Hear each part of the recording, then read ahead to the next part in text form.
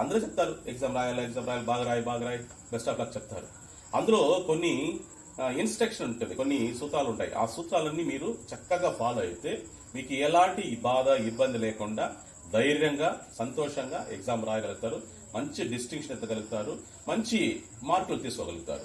అలాంటివి మాత్రం మీకు కొన్ని పాయింట్స్ మీకు చెప్తాను, దాన్ని మీరు ఫాలో కావాలి. ఓకే, ఫస్ట్ మీరు ఎగ్జామ్ హాల్ పోయేటప్పుడు మీరు చేయాల్సిన ఫస్ట్ పని ప్రేయర్ చేయాలి.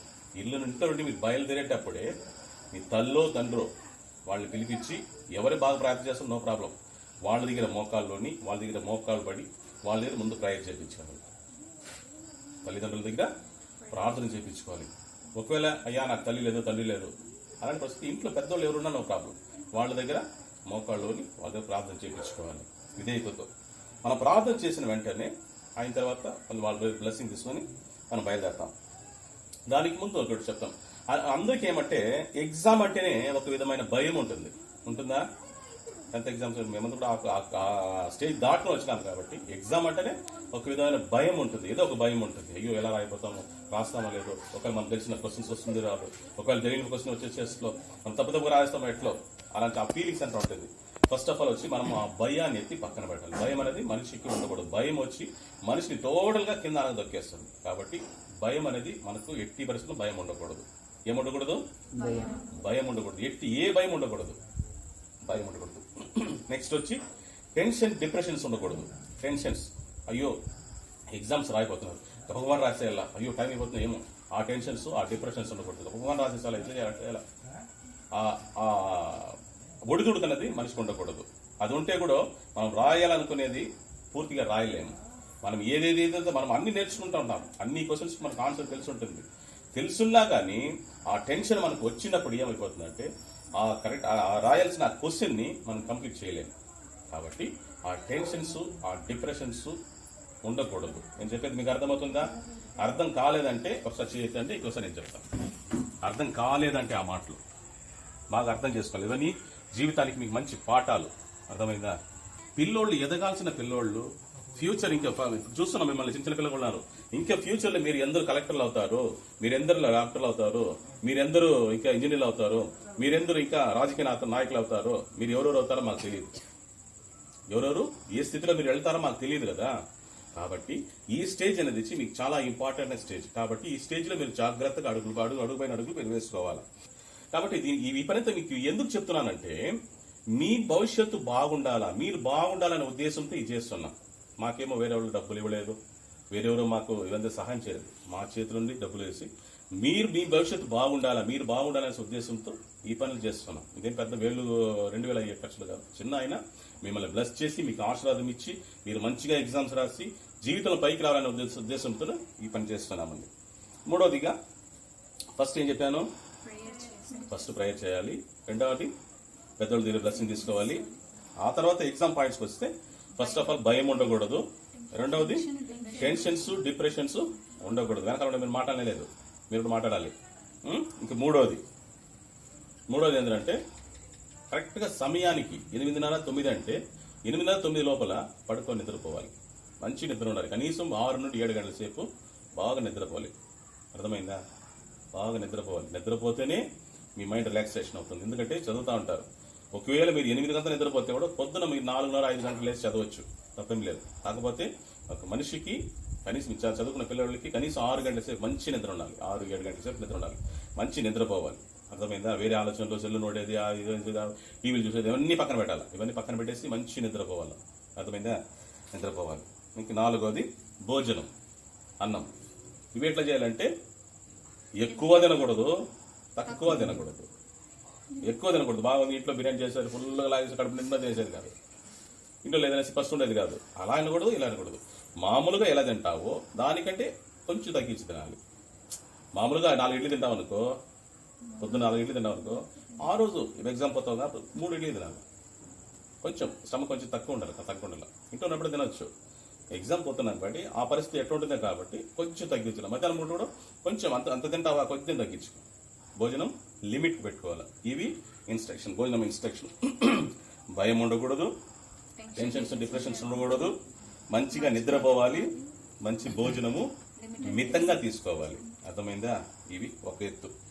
ఇంకొక ఎత్తు ఇది ఇంత, ఇది ఒక పాయింట్స్ పెట్టుకోండి. రెండో పాయింట్, ఇంకొక రెండో పాయింట్కి వెళ్తాము. ఎగ్జామ్కి ఎలా వెళ్ళాలి? ఎగ్జామ్ టైమ్స్ ఎన్ని గంటలకు? 10:30 చెప్పండి. ఎన్ని గంటలకి? అందరూ హాల్ టికెట్ తెచ్చుకున్నారు? ఇక్కడికే తెచ్చుకున్నారా? టైం చూడండి ఒకసారి. ఎన్ని గంటలు పెట్టారు? 9:30 to 12:45. మీరు ఎన్ని గంటలకు ఉండాలా? 8 కూడా కాదు, 9:30 కంటే 8:30 ఆడ ఉంటే చాలు. ఫస్ట్ డే ఒక 1 అవర్ బిఫోర్గా ఆడ ఉండాలి ఫస్ట్ రోజు మాత్రం. మిగతా రెండో రోజు మూడో రోజు పోయేటప్పుడు కొంచెం 9 o'clock ఉంటే ఒక హాఫ్ అన్ అవర్ బిఫోర్ ఆడ ఉంటే చాలు. ఎందుకంటే మనం పోయేటప్పుడు బండిలో పోతా ఉంటాం, సడన్ గా బండి పంచర్ అయిపోవచ్చు. ఆటోలో వెళ్తున్నాం, సడన్ గా ఆటో బ్రేక్ డౌన్ అవ్వచ్చు, పంచర్ అయిపోవచ్చు. కాబట్టి మనం బిఫోర్గా 1 అవర్ బిఫోర్గా మనం బయలుదేరితే కొన్ని ఒడిదుడుకులు వచ్చినా కానీ దాన్ని అడ్జస్ట్ చేసుకొని మనం రీచ్ అవుతాం ఆ టైంకి. ఎందుకంటే ఇది చాలా నీకు ముందే చెప్పినా, ఏం చెప్పినా, ఇది మీ లైఫ్ టర్నింగ్ పాయింట్, మీ లైఫ్లో ఒక టర్నింగ్ పాయింట్. కాబట్టి ఇప్పుడు ఎక్కడైనా ఒక్కసారి మీరు మిస్ అయితే కూడా మీ జీవితం మొత్తమే ఉల్టా అయిపోతుంది. మీ జీవితం మొత్తం ఉల్టా అయిపోతుంది. ఉల్టా అయిపోతే మళ్ళీ ఇంకొక ఈ ఛాన్స్ మళ్ళీ రాదు. ఒకవేళ మళ్ళీ వస్తుంటే కూడా ఈ రెగ్యులర్ రాదు, నీకు కంపార్ట్మెంట్లో వస్తాయి మనకి. కాబట్టి అలాంటి వద్దు, జాగ్రత్తగా వేయాలి. ఒక అరగంట సేపు, నా ఫస్ట్ రోజు 9:30 అంటే 8:30కి మీరు ఎగ్జామ్ హాల్ కాడ ఉండాలి. మీరు పోయినా మిమ్మల్ని అలో చేయరు, కానీ మీరు అక్కడ రెడీగా ఉండాలి. అర్థమైందా? బాగా నిద్రపోవాలి, మితంగా భోజనం చేయాలి, భయం ఉండకూడదు, టెన్షన్ ఉండకూడదు. ఈ ఉద్దేశంతో మీరు ఎగ్జామ్ హాల్కి వెళ్ళాలి. అర్థమైందా? పోయిన తర్వాత హాల్ టికెట్ ఖచ్చితంగా మీరు తీసుకున్నాం. హాల్ టికెట్ కానీ పెన్ను, ఎన్ని పెన్నులు ఉండాలి? 2 పెన్స్ ఉండాలి. మంచి పెన్, కొత్త పెన్నులు తీసుకోండి. ఒకవేళ పాత కూడా దిక్కు పక్కన పడేసి కొత్త పెన్నులు డబ్బులు ఇచ్చి కొనుక్కోవాలి. 10 రూపాయలు 20 రూపాయలు మంచి పెన్నులు కొనుక్కోవాలి. అది ఇవి జెల్లింగ్ పెన్లు అంతా వద్దు, బాల్ పాయింట్ పెన్లు తీసుకోవాలి. 0.5.0 వస్తుంది. అలాంటి పెన్నులు, మంచి పెన్నులు కొనుక్కోండి. పోతుంది. మంచి పెన్నులు చూస్తున్నారంటే అక్కడ మీరు అండర్లైన్ వేసినప్పుడు, అండర్లైన్ వేసి తీసినప్పుడు స్కేల్ ఇట్లా లాగినప్పుడు మొత్తం బార్డర్ వస్తుంది. అలా కాకుండా మంచి పెన్నులు కొనుక్కోవాలి. బాల్ పాయింట్ పెన్ 0.5 అని అడిగితే వాళ్ళు మంచి పెన్నులు ఇస్తారు, ఆ పెన్నులు తీసుకోవచ్చు. మంచి 2 పెన్నులు పెట్టుకోవాలి. 2 పెన్నులు ఖచ్చితంగా. Pen, first hall ticket, pad, 2 pen, pencil, sharpener, eraser, ఇవి ఖచ్చితంగా ఉండాల్సింది. ఒకవేళ కావాల్సి వస్తే ఒకవేళ వాటర్ వాళ్ళు అరేంజ్ చేసి ఉంటారు, వాటర్ బాటిల్ కాబట్టి ఒక 1/2 లీటర్ బాటిల్ తీసుకెళ్ళచ్చు. ఇంకా ఒక చిన్న శానిటైజర్ పెట్టుకోవచ్చు. చిన్న శానిటైజర్ పెట్టి స్ప్రే చేసి పెట్టుకోవచ్చు. ఎందుకంటే పిల్లలతో ఉంటాం, మోస్ట్లీ ఏం కాదు. ఈ రోజు వచ్చి 0, ఏపీ మొత్తానికి కోవిడ్ వచ్చి 0. ఈ రోజు ఏం ఒక్క కేసు లేదు చిత్తూరు, ఆంధ్ర మొత్తానికి. అయినా మనం ఉండాల్సిన జాగ్రత్తలు, ప్రికాషన్లు మనం ఉండాలి. కాబట్టి mask must and should, mask వేసుకోవాలి. లేకపోయినా ప్రాబ్లం లేదు, మాస్క్ వేసుకోండి, మీకు సేఫ్టీ. అర్థమైందా? కొత్త మాస్క్ వేసుకోండి. అండ్ నెక్స్ట్ స్పేర్స్ వన్స్ అనేది హాల్లో మీకు కూర్చొని ఉంటారు. ఒక హాల్కి వచ్చి 16 నుండి 24 మంది వేస్తారంట ఒక రూమ్. ఈరోజు ఇన్స్ట్రక్షన్ చదివినప్పుడు ఒక 60 to 24 మెంబర్స్ ఒక పెద్ద హాల్ని బేస్ చేసి 16 నుండి 24 మంది పట్టేటట్లు ఒక హాల్లో ఫిక్స్ చేశాడు. ఒకవేళ చిన్న హాల్ అయితే 16 మంది ఉండొచ్చు, ఇంకొంచెం పెద్ద హాల్ అయితే 20 మంది ఉండొచ్చు, ఇంక పెద్ద హాల్ అంటే 24 మంది ఉండొచ్చు. ఇట్లా ఫిక్స్ చేశారు డిఓ చెప్పిన విధంగా. మీరేం చేస్తారంటే కూర్చుని మీరు చూస్తుంటారు, ఎవరో పక్కన వాళ్ళు దొంగలు ఉంటారు. ఏం చేసేవాళ్ళు? బిట్లు వేసేవాళ్ళు. వాళ్ళు ఏం చేస్తారు? కొట్టేసి నలిపి నీ పక్కనే వేస్తారు. బాధిపు ఎవరికి? కాబట్టి జాగ్రత్తగా ఉండాలి మీరు. ఒకవేళ పేపర్ పడిందా, లేకపోతే పక్కన ఏదైనా బుక్స్ తీసుకుంటే ఇన్విజిలేటర్ ఉంటారు, ఆయన పిలిచి, సార్ ఇక్కడ బుక్ ఉంది, అక్కడ పేపర్ ఉంది, మనమే అడ్వాన్స్ అయిపోవాలి, ముందుకు వాళ్ళకి చెప్పాలి. అలా చెప్పినప్పుడు ఆయన అంటాడు చూసి అది తీసుకుంటారు. మనం గమ్మున ఉండిపోయినాం అనుకో, మనకి తెలియకుండా పక్కనే వేసాను. నేను చదువుకునేటప్పుడు ఒకప్పుడు అట్లదా, మా ఫ్రెండ్ చాలా ఇంటెలిజెంట్ వాడు. ఇంటెలిజెంట్ అంటే మంచి పిల్లోడు, కానీ చదువులో కొంచెం బ్యాక్, అంత పెద్దగా ఏం చదువుడు. ఆ పిల్లోడు ఏం చేశాడంటే, నాకు ఒక 3-4 సీట్లు ముందు కూర్చున్నాడు. వేరే స్కూల్ పిల్లోడు, వాడికి 10th exam, same 10th exam. వాడేం చేసినాడంటే, వాడికి 10th వెనకాల కూర్చున్నాడు. వాడు రాసేసి వాడికి ముందర వాడికి వేయిపోయి వీడి పైన పడిపోయింది. వాడు దాన్ని పట్టించుకోలేక పక్కన పడిపోయింది.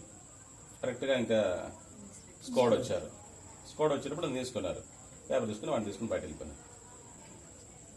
వాడు ఎంత మొత్తుకున్నా కాలు మీద పడినా ఏమైనా ఏం తెలియదు, పక్కన ఉండేది వాడి దగ్గరే. ఆ తర్వాత సర్దుమణిందిలే, ఆ పేపర్ తీసుకున్నాడు.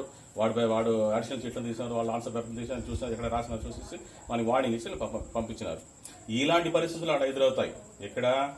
ఎగ్జామ్ హాల్లో. మనం బీ కేర్ఫుల్, చాలా కేర్గా ఉండాలి, చాలా జాగ్రత్తగా అవన్నీ చూసుకొని మనం జాగ్రత్తగా మెలగవాలి. అర్థమైందా? ఇది ఒకటి. ఇంకోటి ఏంటంటే ఇంకా ఇది ఈ 2 పాయింట్స్, ఫస్ట్ పాయింట్ ఇది సెకండ్ పాయింట్ అయింది. ఇంకా 3వ పాయింట్లో కొన్ని వస్తాం. మీరు ఎలా రాయాలి అనే దాని గురించి కొన్ని చెప్తాను మీకు. ఎగ్జామ్స్ ఎలా రాయాలి, ఇంతవరకు ఏం చేశాను, మీ హెల్త్ని చూసుకోమని చెప్పిన, నెక్స్ట్ వచ్చి మీరు జాగ్రత్తలు చెప్పిన, 3వది వచ్చి మీరు రాయాల్సిన విధాలు చెప్తాను. మీరు రాసే ఎగ్జామ్స్ వచ్చి ఎలా ఉండాలంటే అక్షరాలు గుండ్రంగా ఉండాలి.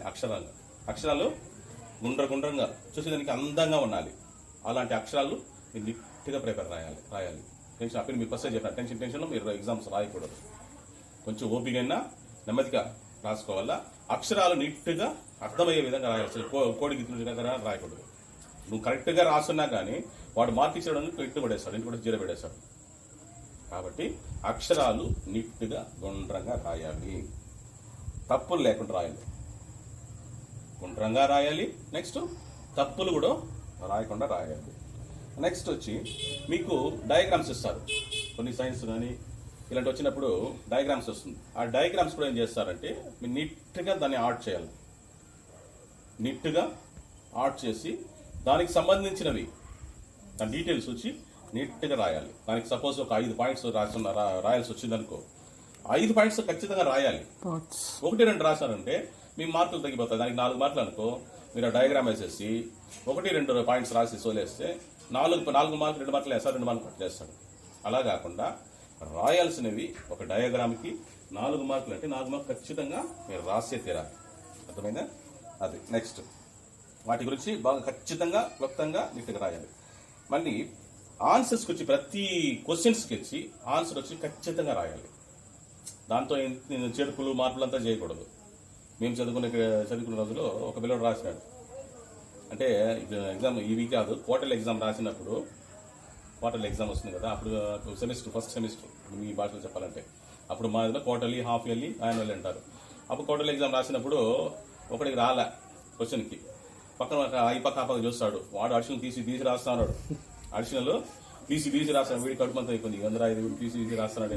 మనం వాడి ముందు తీసుకోకపోతే ఎట్లా అని చెప్పేసి అంటే వీడు 2-3 అడిషనల్ తీసినాడు. ఏం చేసిన తెలిసిన సినిమా పాటలు రాసేసినాడు. టప్పు కన్యాకుమారి పాటలు రాసేసినాడు. దాంట్లో తప్పులు రాసేసినాడు. సార్ వచ్చినాడు ఆ రోజు, చేపలు తీసుకొచ్చి వాడిని లేపు నిలబెట్టి వాడికి దెబ్బలు అది కొట్టుకుంటూ కొట్టాడు ఆయన. ఏంద్రా దొంగ నాయాలా, పాట కూడా తప్పు లేకుండా రాసి ఉంటాయేమరా, పాట కూడా తప్పులు రాసినారని కొట్టాడు. అలాంటి తప్పులంతా చేయకూడదు. ఎందుకంటే మనం దేవుని పిల్లలు కాబట్టి ఆన్సర్స్ కరెక్ట్గా రాయాలి. తెలిసిన ఆన్సర్ కరెక్ట్గా రాయాలి. ఇంకోటి క్వశ్చన్స్ వచ్చి నెంబర్ వేస్తాం కదా, ఇప్పుడు వచ్చి first point, second point, first దాంట్లో ఫస్ట్, సెకండ్, థర్డ్ వస్తాయి. మళ్ళీ సెకండ్లో వచ్చి ఫస్ట్, సెకండ్, థర్డ్ వస్తాయి. మీరు అలా క్వశ్చన్ పేపర్ నుండి ఆన్సర్ షీట్లో మీరు రాసేటప్పుడు ఆ క్వశ్చన్కి కరెక్ట్గా ఆ నెంబర్ వచ్చి దాన్ని చూస్ చేయాలి. ఆన్సర్ షీట్లో మార్జిన్ ముందు ఆ మార్జిన్ వేస్తారు కదా, మార్జిన్ వేసినప్పుడు ఆ మార్జిన్లో చేంజ్ చేస్తారంటే కరెక్ట్గా ఏ క్వశ్చన్కి ఏ ఆన్సర్ రాస్తారో ఆ నెంబర్ కరెక్ట్గా చూస్ చేయాలి. ఒకవేళ నెంబర్ మీరు మార్చి చేసినా కానీ మీకు వచ్చి మార్కులు దెబ్బతింటాయి. కాబట్టి ఆ మార్కులు, ఆ క్వశ్చన్స్ వచ్చి ఆ క్వశ్చన్కి ఆన్సర్ వచ్చి ఆ నెంబర్ కరెక్ట్గా మీరు మెన్షన్ చేసి రాయాలి. అర్థమైందా లేదా? సైలెంట్ ఉన్నారు మీరు? అర్థమైంది. ఎంతవరకు అర్థమైంది మీకు? చెప్పినవన్నీ అర్థమైందా? దీంట్లో ఏమైనా డౌట్ ఏదో ఉందా? ఏమైనా డౌట్ ఉందా? దాదాగా అడగవచ్చు. నేను మీ సారు కాదు, మీరు నా స్టూడెంట్ కాదు, నేను దేవుడి పిల్లని. మీకు మంచి చెప్పాలి, మంచి చేయాలనే ఉద్దేశంతో చేస్తున్నాను. అర్థమైందా? మీ పేరు కూడా నాకు తెలుసు, కొన్ని మొహాలు నాకు అసలే తెలుసు. ఈ పాప ఎవరో నాకు తెలియదు. వచ్చి అడిగినా మీ పాప ఎవరు తెలియదు. ఈ పాప వెనకాల ఉండే పాప, ఆ పాప తెల్ల, ఆ పాప కూడా సరే తెల్ల, ఆ పాప కొందరు తెల్ల, సరేలే. నేను తెలుసు ఎవరోని, అందరికి తెలుసా? సరే, ఇంకా కడేసి చివరిగా మనకి ఇచ్చిన టైం, ఎగ్జామ్ టైం ఎంత టైం, ఆ టైంని దాన్ని మనం దృష్టిలో పెట్టుకోవాలి. ఆ టైం ఎంతవరకు 2 గంటల సేపు, 2:45 గంటల సేపు మనకు టైం ఇచ్చారు. 2:45 గంటల సేపు, 2:30 గంటల సేపు. ఆ టైం లోపల ఒక 5 నిమిషాల ముందే మనం కంప్లీట్ చేసుకోవాలి. 5 నిమిషాల ముందే వార్నింగ్ బెల్ ఇస్తాడు కదా, ఆ బెల్ ఒక 5 నిమిషాలు బిఫోర్గానే మనం అన్ని కంప్లీట్ చేసి రెడీ పెట్టుకోవాలి. అందుకనేసి గబగబా రాసేది కాదు. ఫస్ట్ మనకు క్వశ్చన్ పేపర్ ఇచ్చినప్పుడు ఒక 2 నిమిషాలు అన్ని పక్కన పెట్టేసి question paper top to bottom మొత్తం ఏ టు జెడ్ చదివేస్తారు నెమ్మదిగా. క్వశ్చన్ పేపర్ ఫస్ట్ ఇస్తారు కదా, అప్పుడు ఏం చేయాలంటే క్వశ్చన్ పేపర్ ఫస్ట్ క్వశ్చన్ నుండి లాస్ట్ క్వశ్చన్ దాకా టోటల్ గా మొత్తం నెమ్మదిగా చదవాలి. ఒకసారి చదివిన అర్థం కాలేదా, సెకండ్ టైం ఆ 2 minutes లో మళ్ళీ థర్డ్ టైం. నీకు 3 సార్లు మీరు చదివేసిన తర్వాత దాంట్లో మీకు ఏదేది ఈజీ అనిపిస్తుందో